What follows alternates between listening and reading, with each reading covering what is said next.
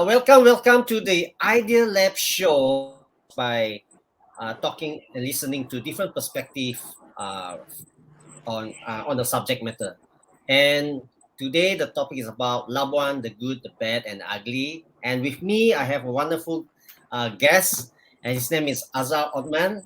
AZHAR is a charismatic and a dynamic entrepreneur with vast experience in business and management. He is also the first local branch manager at Standard Chartered in Labuan. Now, he was born and raised in Labuan Island, so makes him a Labuan boy. And he went overseas and got his MBA in US at the age of 21, which is very impressive. So currently, he's a chairman of the BIM IAGA as a business council chairman, which focus on promoting trade growth in the region. Currently, he's the principal consultant for his consulting agency. Welcome, Azhar, to the show. Thank you. Thanks for having me, Raymond. You mentioned that you were the branch manager of the Standard Chartered Bank.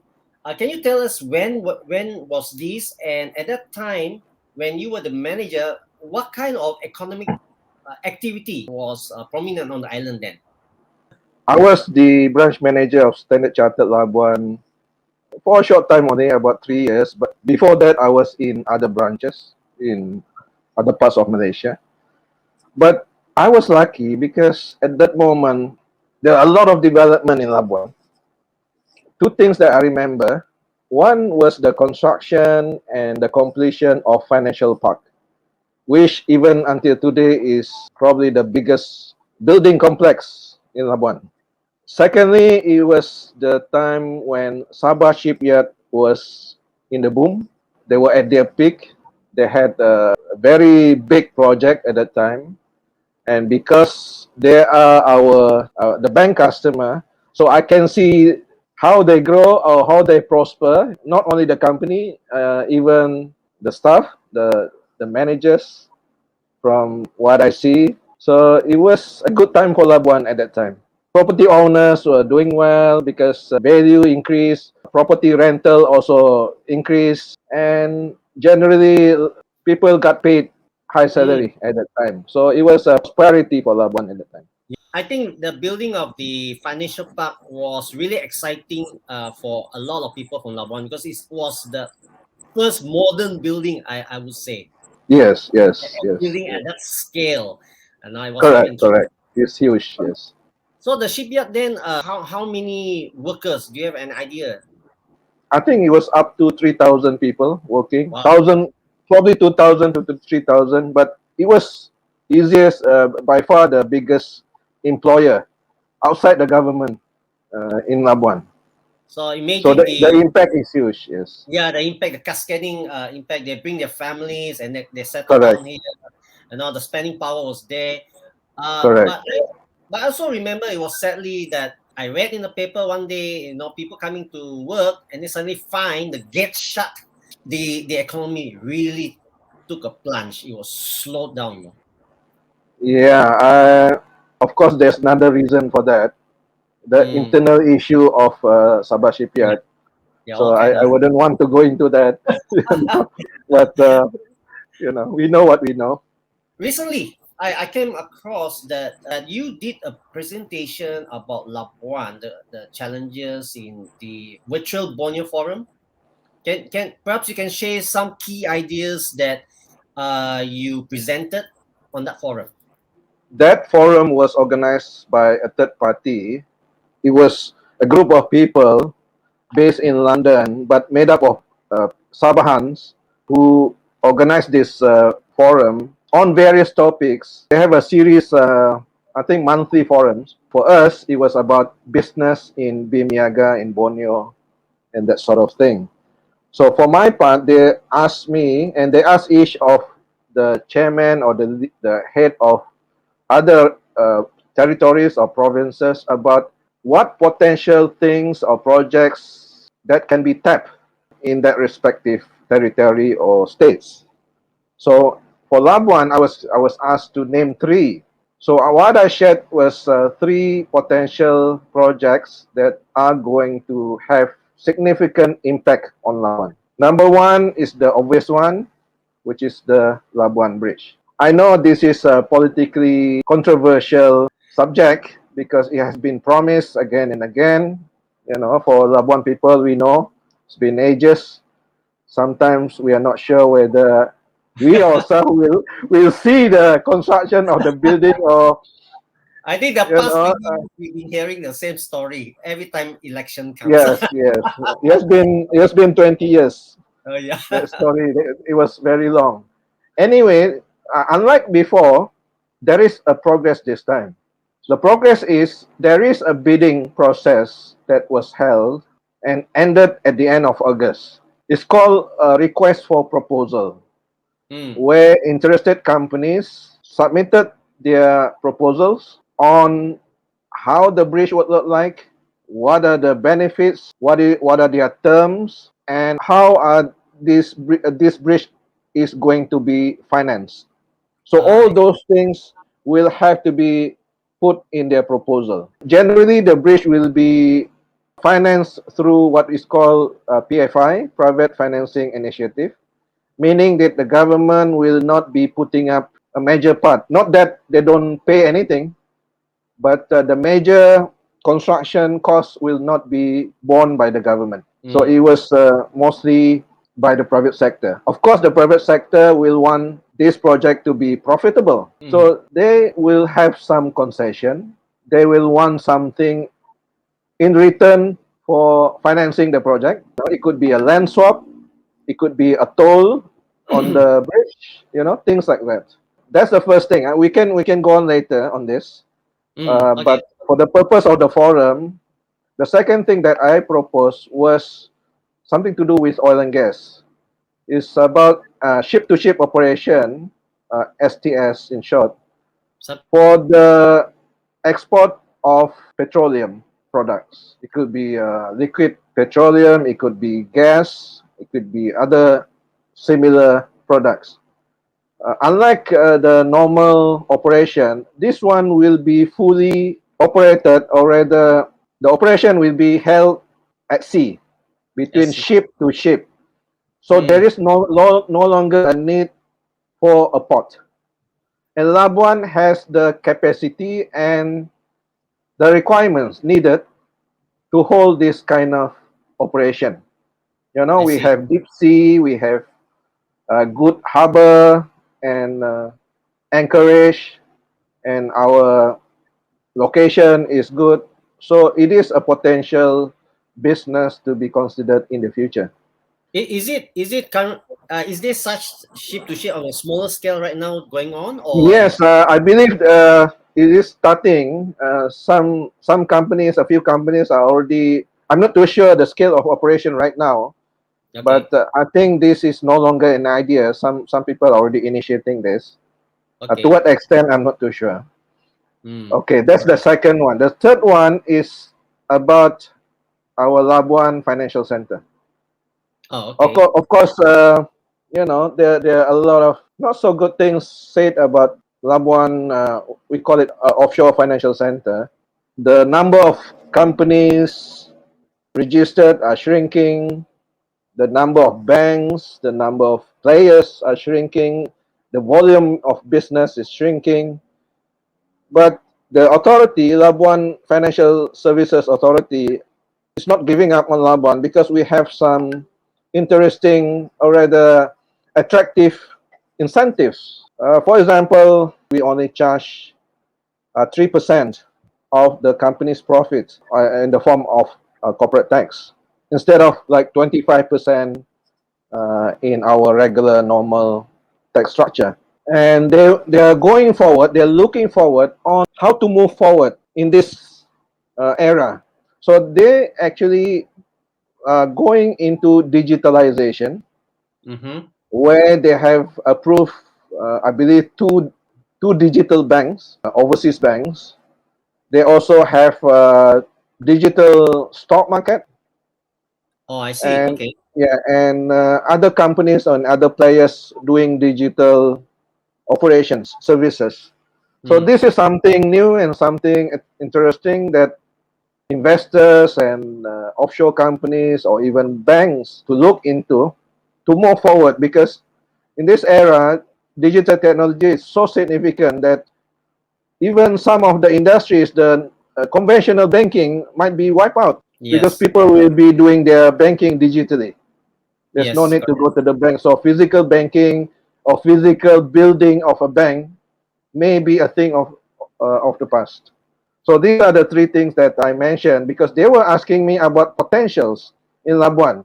So as Mm. a, I'm actually talking or speaking as some sort of a trade ambassador for Labuan. So these are the things that I have to highlight to attract investors and traders into Labuan. Yeah, you were mentioning about digital banking. That is very true. Even like now, China is going into the they call it the CBDC, the central bank digital currency.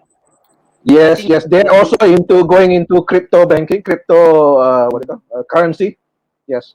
the other thing that is I find it's conflicting is this.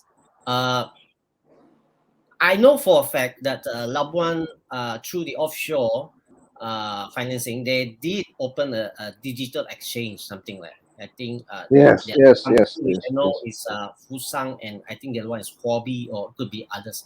Uh, but what is conflicting is SEC, the Security Exchange, actually clamping down on those people in the involving in crypto. So, at one hand, they say if that's the way forward, uh, the central bank must also uh, they also want to regulate this thing. Yes, I understand. The stand, as far as I know, the stand of Bank Negara is not to regulate. Is Oh, to wait and see. They don't have a policy yet on cryptocurrency or crypto banking and this sort of thing. They they want to see on what are the development in other countries before making a policy. There's no policy. They're not encouraging it, and okay. they're not saying that they're promoting it. Also, at the Uh, same time, yeah. Labuan International Business and Financial Center, that's the proper politically correct term, Mm, IBFC, IBFC. is Yes, correct. not under the direct purview of Bank Negara or Securities Commission. Ah, I see. So they, Okay. they actually can still do whatever they think is proper and is appropriate for the development of our offshore banking. So they just have to work together. Yes, they work together, but they're not bound by the rules of Security Commission. To the first point you were saying about the breach, I think because this is a topic, it's always brought up when election time come, and then people say, "Oh, this is another propaganda again." There's one consultant, he was saying, the breach is physically logical, but the feasibility and the rationale behind it is questionable. So what is your view? How is building a bridge going to prosper Labuan? The Yeah. project is a game changer. The Okay. bridge is a game changer, meaning that the impact from the bridge construction and completion is not only about transportation to ease transportation. That's the main part, obviously, Mm, physically. But it is beyond that. Labuan has, we have been saying Labuan has the potential to be this, to be that. okay. But with the bridge, it will make some, if not all, of these dreams come true. For example, the next closest port, seaport, and airport is in Okay. Kota Kinabalu, All right. right? And even those from southern part of Sabah go to Kota Kinabalu for administrative things, for to fly and to export cargo and that sort of things. So, and yet Labuan is nearer to them. What if it is more convenient, it is more cost effective for them to go to Labuan instead of to KK? Mm, You have Sipitang.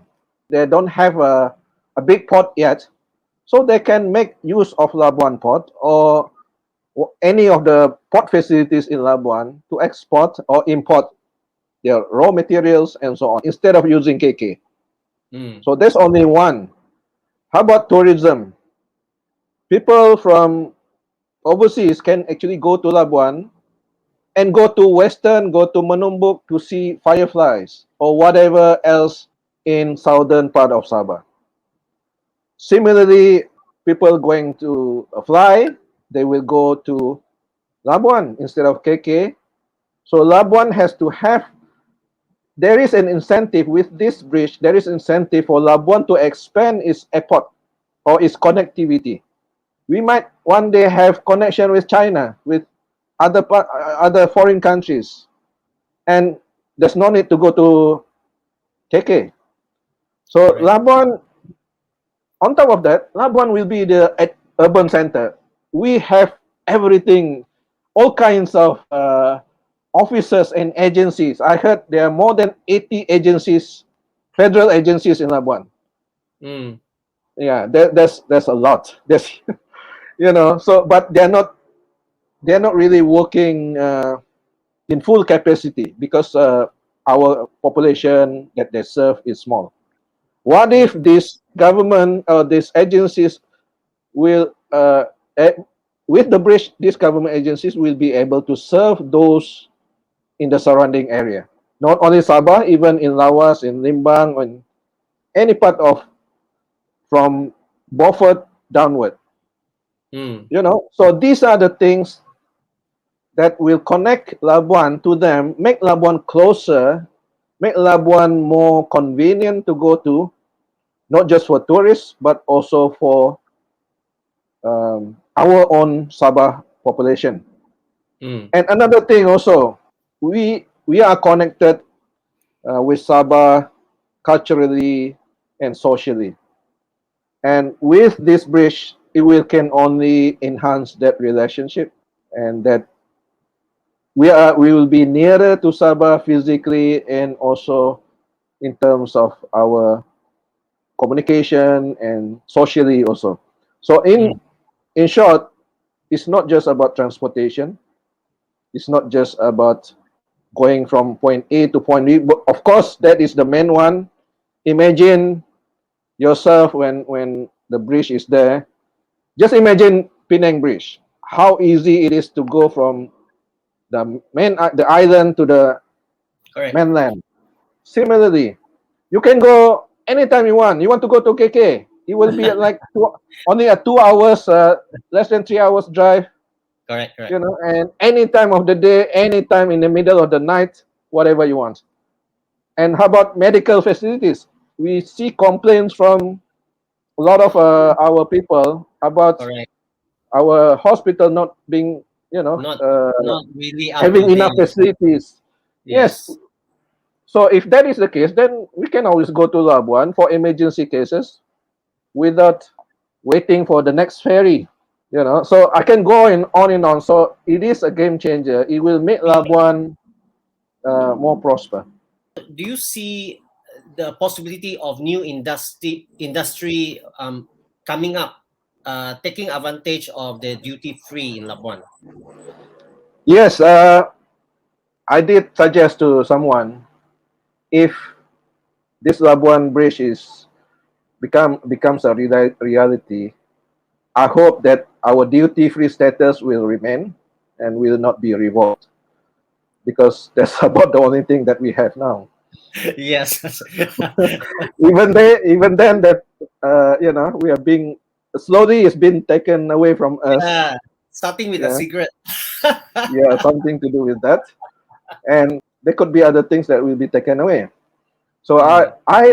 I foresee that a few projects, a spin-off of this bridge to be done. It could be that there will be a land reclamation.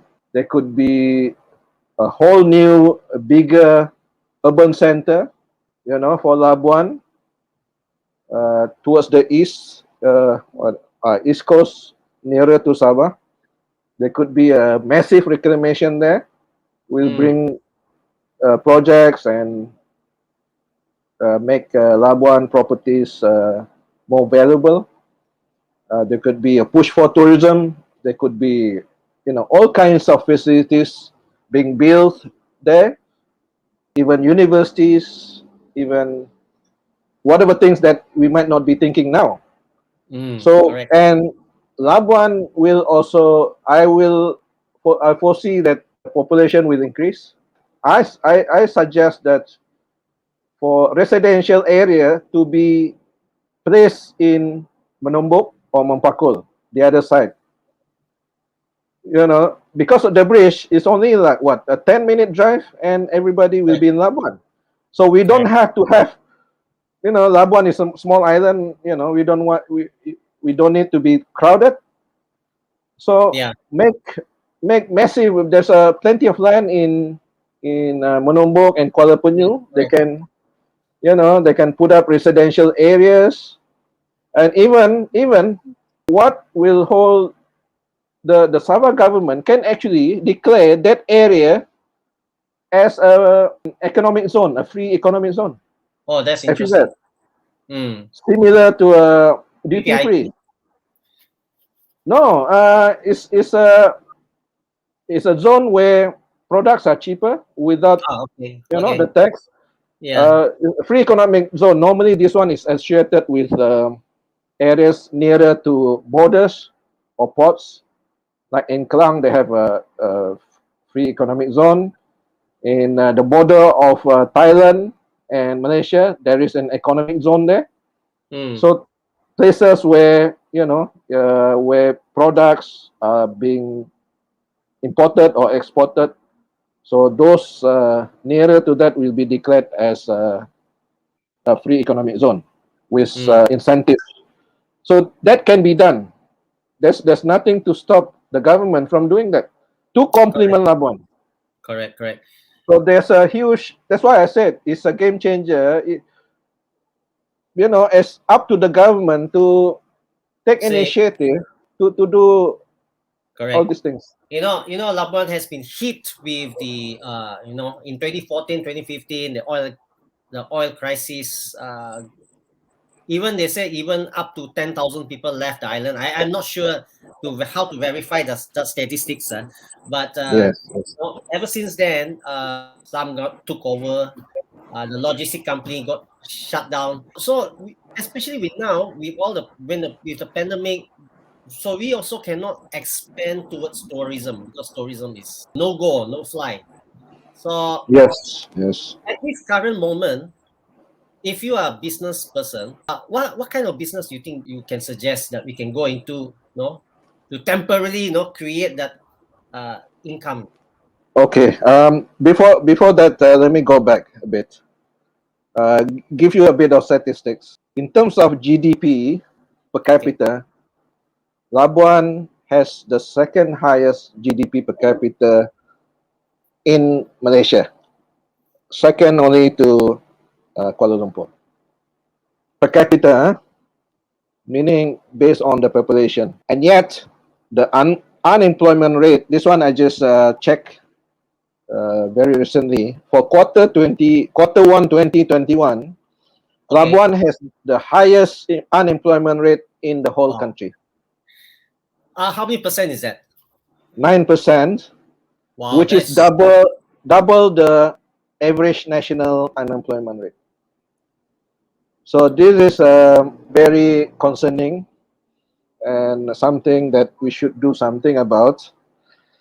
And what you said, actually this is as a result of the things that happened to us for the last few years.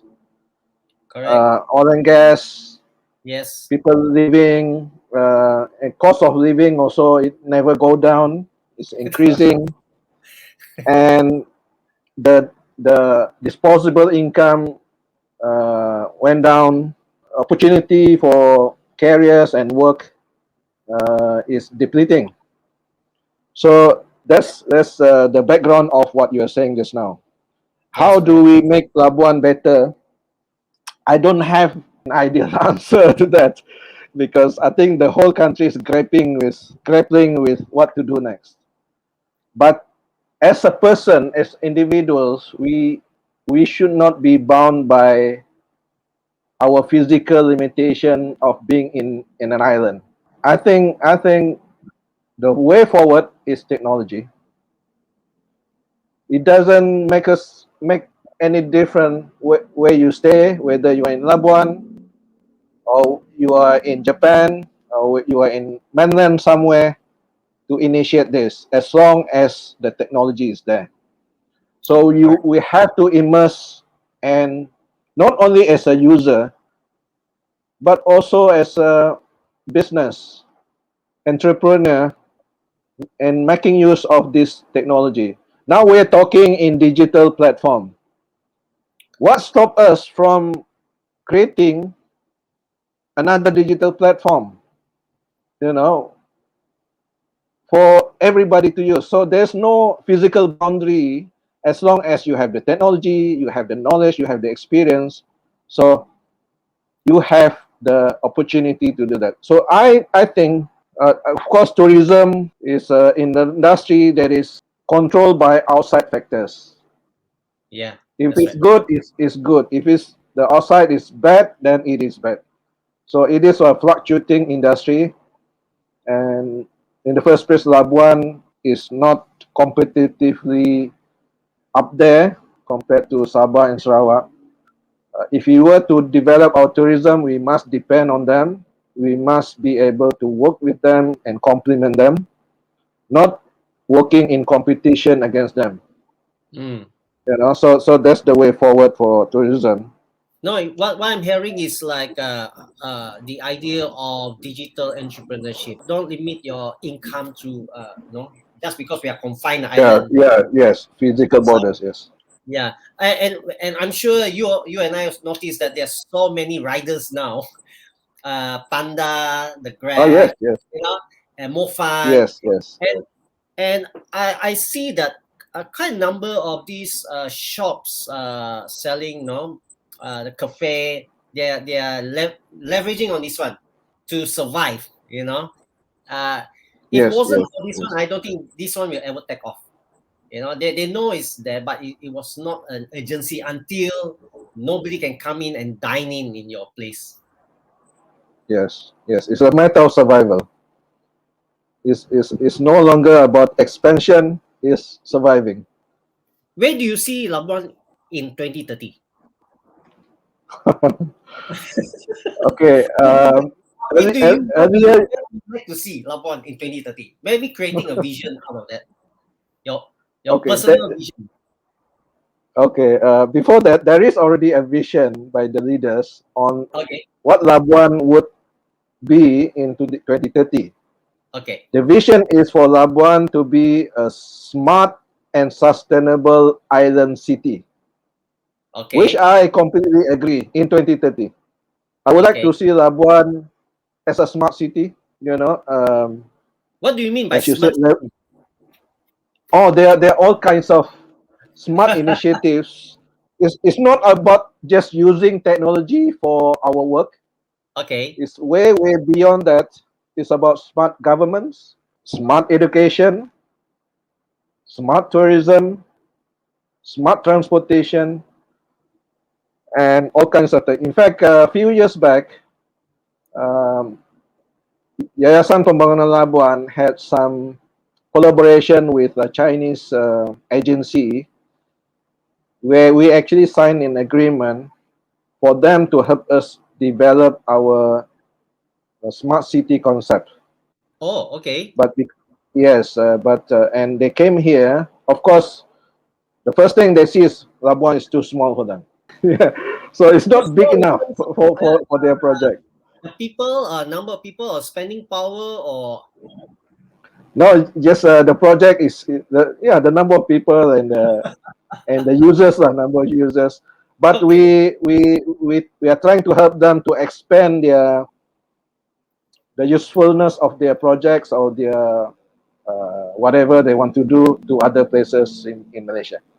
I see. So yeah, they agree with that, and there have been discussions with a lot of people, and they actually came to Labuan a few times, and actually they like Labuan. It's not about not liking. What They what they about see a lot of potential. what Sorry. about Labuan do they like? what about Labuan do they like? What about Labuan? Because a lot of things can be done easily because it's so small. Okay, okay, It's not complicated. okay. Yeah. So, but first thing first, that means they see our internet is not good enough. So that Oh, is the okay. first thing that they should do. We So we are talking about 5G. You cannot operate under 4G if you want to have all these smart things, smart cities. 5G yes, is the minimum, and you can yes. have satellite. China have their own satellite, the Beidou system, BDS, which is Mm. similar to GPS, but even more powerful, even Oh, better. okay. Yes, because I experienced it when I went to China. I experienced this how the 5G technology myself over there. In construction, in project development, and so on. So Mm. that is the what the government, at least the government in a few years ago, was thinking about. And I hope it the the vision is still remains, but with some tweaks. I see. Why Okay. I said tweaks, because some of the projects or initiatives in the document is overly ambitious, not practical, or not taking into account the needs of the locals. So I wouldn't mention specifically, but what I want to see before I go to spell out what I want Labuan to be in 2030, which is not very far away. I hope all of us, especially the locals, to sit down. This is my proposal. It just come out of the cuff. Why Okay. don't we why don't we set up what we call Labuan Economic Action Council, similar to what they did for the whole Malaysia when we had our crisis in 1998.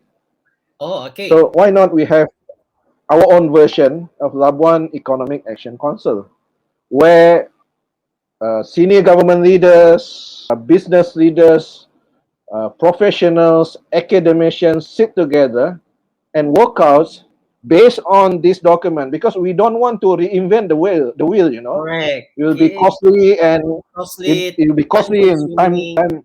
time consuming.